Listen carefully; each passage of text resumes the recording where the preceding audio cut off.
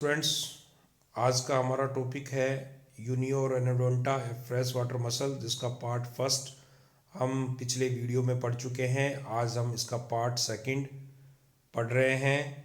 देखिए, पिछले वीडियो में हमने इसका क्लासिफिकेशन, इसका हैबिट एंड हैबिटेट और इसका जो है डायग्राम, और उस डायग्राम के अंदर हमने जो मसल्स इसकी जो पाई जाती हैं, फूट पाया जाता है, इनके बारे में पढ़ा। आज हम यहाँ इस वीडियो में कवच की औतिकी यानी हिस्टोलॉजी ऑफ सेल के बारे में अध्ययन करेंगे। देखिए, यूनियो का कवच 3 स्तरों का बना होता है। पहला, बाहरी स्तर जो होता है इसका, जिसको हम परिकवच यानी कि पेरियोस्ट्रेकम कहते हैं, ये कार्बनिक पदार्थ जिसको हम कॉन्चियोलिन कहते हैं का बना पतला एवं श्रृंगी स्तर होता है, जिसके कारण ये कवच हमें बुराब दिखाई देता है। जल में उपस्थित कार्बनिक एवं ह्यूमिक अम्लों की क्रिया द्वारा इसका अपर्दन यानी इरोजन होता रहता है। यह समय समय पर जो है संक्षारित होता रहता है। इसी कारण कवच के सबसे पुराने भाग, जिसको हम प्रकूट या अम्बो कहते हैं, कि ऊपर से शेष भाग की अपेक्षा यह उतरा हुआ संज्ञात होता है। दूसरा, मध्यवर्ती त्रिपार्श्वीय स्तर प्राइमेटिक लेयर क्रिस्टलीय कैल्शियम कार्बोनेट के ऐसे स्तंभों का बना होता है जो कॉन्चियोलिन के परतों द्वारा एक दूसरे से पृथक रहते हैं। ये स्तंभ कवच की सतह के साथ लंबवत पाए जाते हैं। तीसरा, अंदर का रंग दीप मुक्ताब यानी नेकर या मुक्ता मात्र मदर ऑफ पर्ल या मुक्ताब स्तर नेक्रियस लेयर कैल्शियम कार्बोनेट कॉन्चियोलिन की अनेक पतली और एकांतरित परतों का बना होता है। ये स्तर कवच की सतह के समानांतर स्थापित रहते हैं। इन तीनों स्तरों में से बाहरी और मध्यवर्ती दोनों स्तर प्रावार यानी मेंटल के किनारे से स्रावित होते हैं, जबकि सबसे अंदर के एक स्तर का स्रावण प्रावार की संपूर्ण सतह से होता है।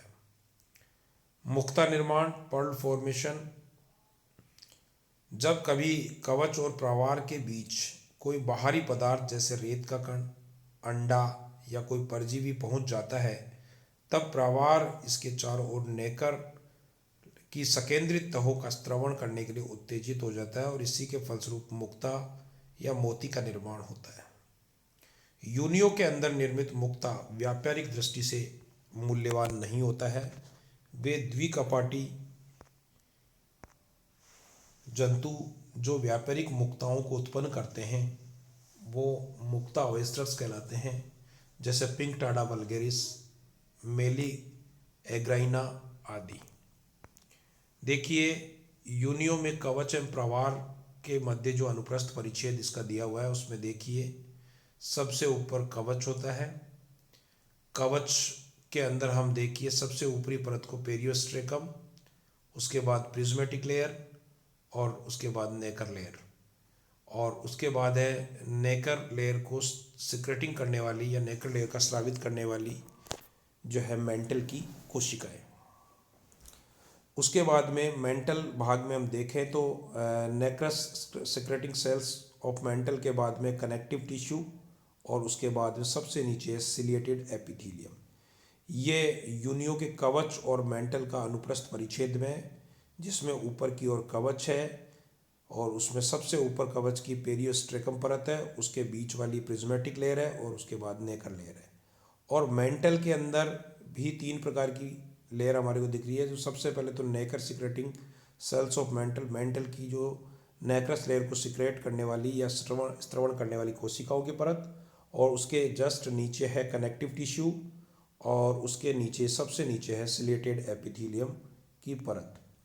अब देखिए, यूनियो के द्वारा जो मुक्ता निर्माण की जो हम बात कर रहे हैं वो किस प्रकार होता है, उसका भी एक डायग्राम दिया हुआ है। सबसे पहले देखिए आप, कोई भी जब फॉरेन बॉडी है, फॉरेन पार्टिकल है, जो कि एक सैंड हो सकता है, सैंड का एक छोटा सा पार्ट हो सकता है, या कोई पैरासाइट हो सकता है, परजीवी हो सकता है, कोई परजीवी का अंडा हो सकता है। तो ये जब किसी भी कोई भी बाहरी पार्टिकल, बाहरी पैरासाइट जब कवच और मेंटल के बीच में फंस जाता है तो नेकर जो परत है, वो नेकर सिक्रेटिंग जो लेयर है, सेल्स है, वो इस मेंटल के अंदर होती है, जो इसके चारों ओर जो है एक नेक्रस लेयर का स्त्रवण या सिक्रेशन चालू कर देती है। और इसी नेक्रस लेयर को या mother of pearl of cell भी कहते हैं। नीचे नीचे आप देख रहे हैं सिलिएटेड एपिथेलियम ऑफ मेंटल है, कनेक्टिव टिश्यू बीच में है और इनके बीच में pearl formed by secretion around foreign body. किसी भी फॉरेन पार्टिकल के जो है सेल और मेंटल के बीच में फंस जाने से जो है नेक्रस सिक्रेटिंग सेल्स है उसके चारों ओर अपनी रक्षा करने के लिए नेक्रस लेयर का स्त्रवण करती हैं, और ये नेक्रस लेयर का स्त्रवण करना ही जो है मोती या पर्ल फॉर्मेशन कहलाता है। देखिए प्रावार एवं प्रावार गुहिका के बारे में बात करें। Mental and mantle cavity. प्रावार में दो मांसल पालियां होती हैं जो ऊपर की ओर शरीर से और नीचे की ओर प्रावार रेखा के साथ दोनों कवच कपाटियों से जुड़ी रहती है। पिछले सिरे पर दोनों प्रावार पालियों के किनारे चार स्थलों पर परस्पर मिलकर कुछ बढ़कर दो नलियों के समान रचनाएं बनाती हैं, जिनमें से ऊपरी सक्रिय नली बहिर्वाही साइफन, एक्स करंट और एक्सहेलेंट साइफन, और नीचे की अपेक्षाकृत चौड़ी और बड़ी नली होती है जो अंतर्वाही साइफन, इन करंट और इनहेलेंट साइफन कहलाती है। बहिर्वाही साइफन द्वारा जल शरीर से बाहर निकलता है और अंतर्वाही साइफन द्वारा जल शरीर के अंदर प्रवेश करता है। अंतर्वाही साइफन का अंदर का जो किनारा होता है वो अंकुरक में यानी पेपिलेटेड होता है, और अंकुरक यानी पेपिली अंदर प्रवेश करने वाले जल की परीक्षा करते हैं, और दोनों प्रवार यानी मेंटल वलन जो है फोल्ड्स पृष्ठ पश्चिम तल पर एक पृष्ठ छिद्र यानी डोर्सल पोर बनाते हैं। ओतिकी रूप से प्रवार में तीन स्तर होते हैं। पहला बाहरी स्तंभी उपकला कोलुमनर एपिथेलियम, जिसमें मुक्ताब स्त्रवणकारी नेक्रस सिक्रेटिंग कोशिकाएं होती हैं। दूसरा मध्यवर्ती रेशेदार संयोजी उत्तक कनेक्टिव टिश्यू, और तीसरा होता है एक अंदर की ओर पक्षमाभित उपकला जिसमें श्लेष्मल स्रावी कोशिकाएं होती हैं। ये देखिए यूनियो का एक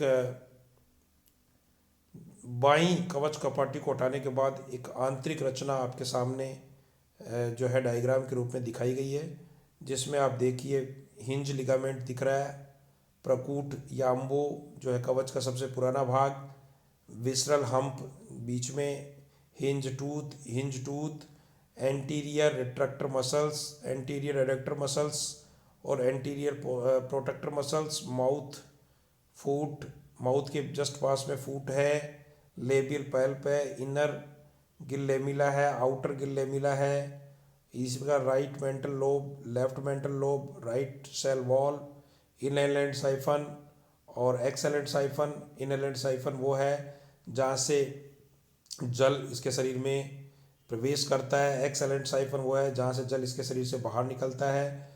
फिर posterior adductor muscles, posterior retractor muscles.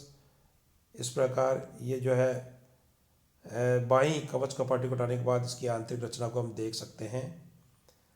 इसी प्रकार ओतिकी रूप से प्रावार यानी मेंटल में तीन स्तर होते हैं। पहला बाहरी स्तंभी उपकला कोलुमनर एपिथेलियम, जिसमें मुक्ताब स्त्रवणकारी नेक्रेस सिक्रेटिंग सेल्स पाई जाती हैं। दूसरा मध्यवर्ती रेशेदार संयोजियोत्तक कनेक्टिव टिश्यू, और तीसरा एक अंदर की ओर पक्षमाभित उपकला जिसमें श्लेष्मल स्रावी कोशिकाएं होती हैं। दोनों पार्श्वों से संपीड़ित यानी कंप्रेस्ड प्रावार पालियों के बीच गुहिका यानी मेंटल और पेलियल कैविटी पाई जाती है। इस गुहिका में निम्न संरचनाएं होती हैं। पहला अंतरंग कूप विसरल हम्प, यह शरीर का दबा हुआ मध्य पृष्ठ भाग होता है। इसमें आहारनाल, जनन ग्रंथि, पाचक ग्रंथि, हृदय को बंद रखने वाली हृदयावरणी गुहिका, रुधिर वाहिकाएं, वृक्क और ब्लैडर विभिन्न अंग पाए जाते हैं। दूसरा पाद यानी फूट, यह एक बड़ी पेशीय और पच्चर के आकार यानी वेद सेप्ट की संरचना है जो प्रावार गुहिका में अंतरंग कूब के अग्र अधर प्रसार का निर्माण करती है। यह एक पार्श्वीय रूप से संपीड़ित और नीचे की ओर एक बड़े हुए नोतल कील में समाप्त होता है। इसके मोटे आधारी भाग में आहारनाल का कुछ भाग, पाचक ग्रंथि और जनन ग्रंथि पाई जाती है। अगला है ओस्टियस्पर्शक लेबियल पैप्स। ये दो जोड़ी बड़ी कुछ अंडाकार चपटी मांसल पालियां होती हैं जो अग्र अपाकुंचक पेशियों के ठीक नीचे स्थित रहती हैं और बाह्य और आंतरिक स्पर्शक क्रमशः मुख के ऊपरी और निचले ओष्ठों को बनाते हैं।